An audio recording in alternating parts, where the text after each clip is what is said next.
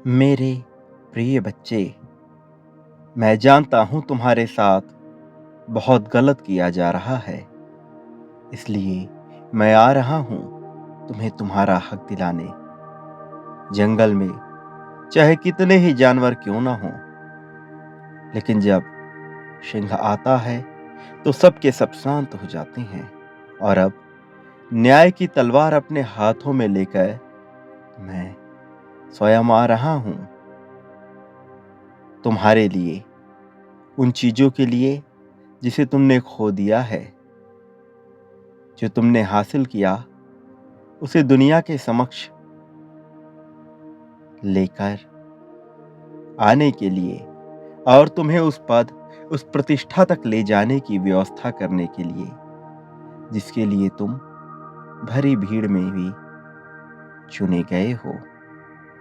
ये संदेश नहीं, ये प्रकृति की पुकार है।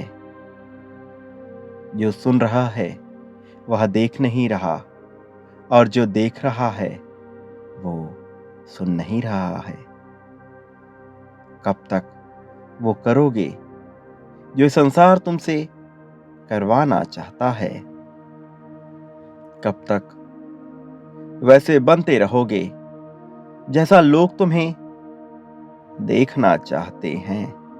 आखिर कब तक तुम बलिदान उनके लिए करते रहोगे जो तुम्हारे बलिदान, तुम्हारे कुर्बानी को भी तुम्हारा ही स्वार्थ समझते हैं, जो तुम्हें सदैव ताने दिया करते हैं?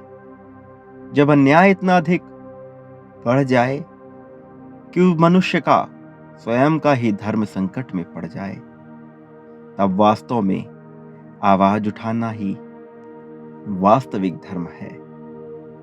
इस संदेश को सुनने वाली आत्माएं पुण्य आत्माएं हैं। अब उनके सोने का नहीं, जागने का समय आ गया है।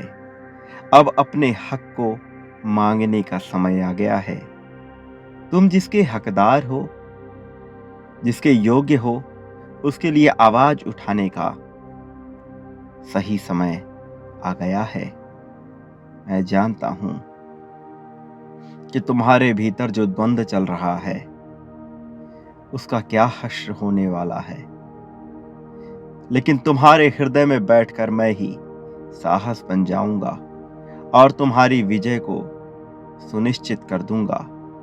अपने लिए मांगने की इच्छा शक्ति मैं तुम्हें प्रदान करूंगा, क्योंकि मैं तुम्हारे साथ हूं।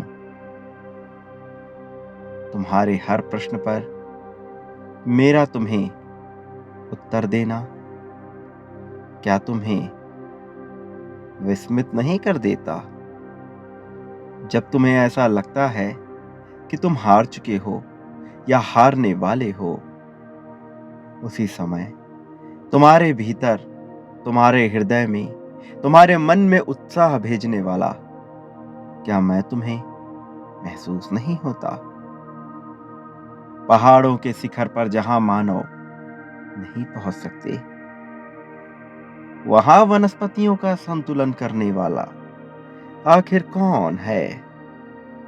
सर्दी, गर्मी, बरसात, पतझड़, आखिर यह सब कौन है जो नियंत्रित कर रहा है?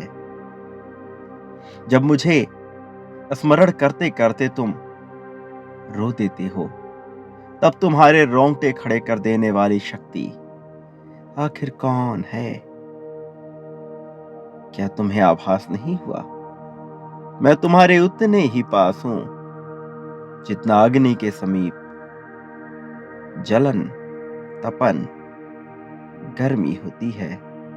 जितने करीब वायु में घुली हुई सुगंध होती है। अपने मन के द्वार खोलो, मैं आ रहा हूं वास्तव में केवल तुम्हें न्याय दिलाने के लिए।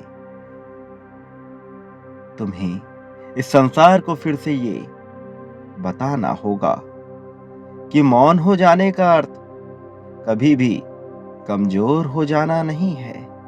तुम मौन हो, तुम कमजोर नहीं हो। जब समुद्र शांत हो जाए तो समझ लेना चाहिए उसने भयंकर तूफान को अपने भीतर समेट लिया है।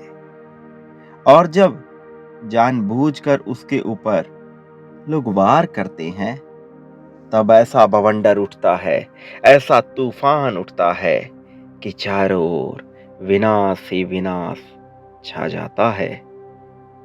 क्या तुम अपने हृदय द्वार खोलने को पूरी तरह से तैयार हो?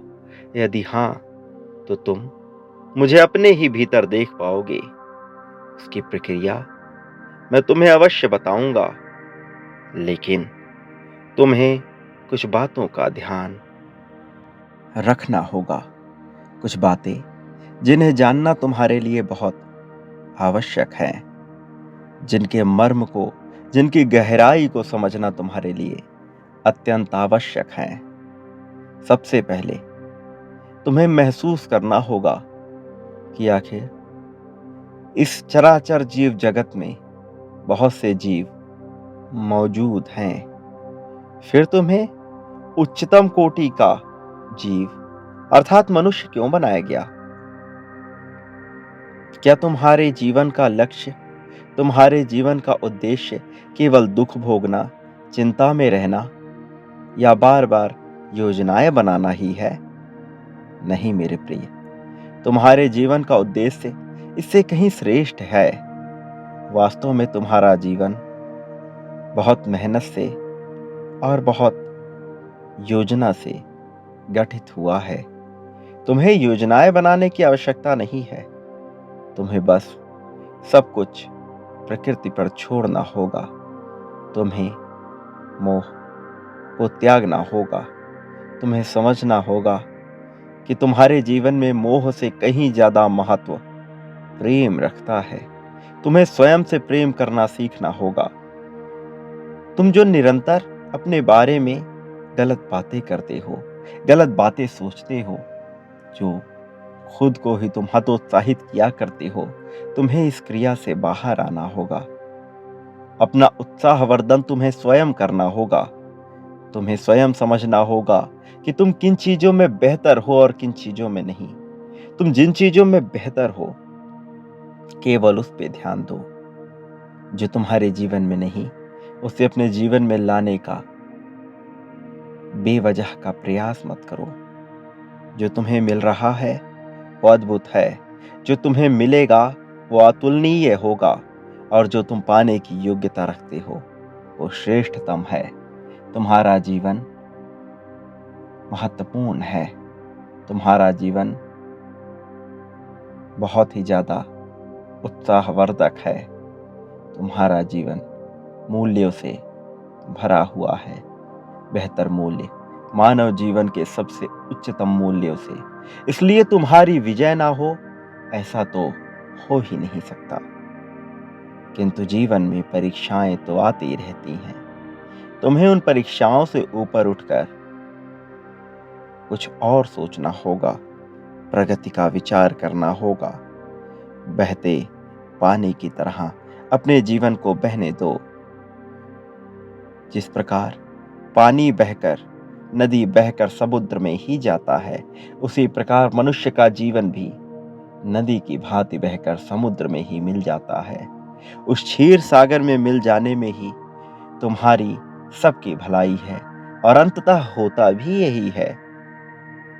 लेकिन बहुत से मनुष्य अति उत्साह में आकर धारा के विपरीत तैरने की बेवजह की प्रयत्न में लगे रहते हैं।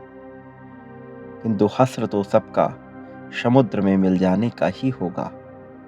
फिर ये तुम्हें तय करना है कि तुम्हें धारा के विपरीत जाकर कष्टपूर्ण जीवन जीना है, या धारा के साथ अपने जीवन को बह जाने देना है और उच्चतम से उच्चतम सुख को प्राप्त करना है।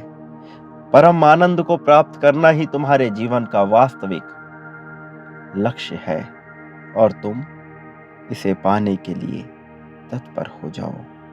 एक बात याद रखना, किसी भी परिस्थिति में तुम अकेले नहीं हो। मेरा आशीर्वाद सदैव तुम्हारे साथ है।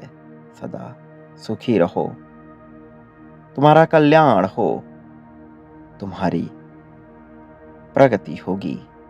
मेरे प्रिय, मेरे आने वाले संदेशों की प्रतीक्षा करना, क्योंकि ये तुम्हारे लिए आवश्यक है।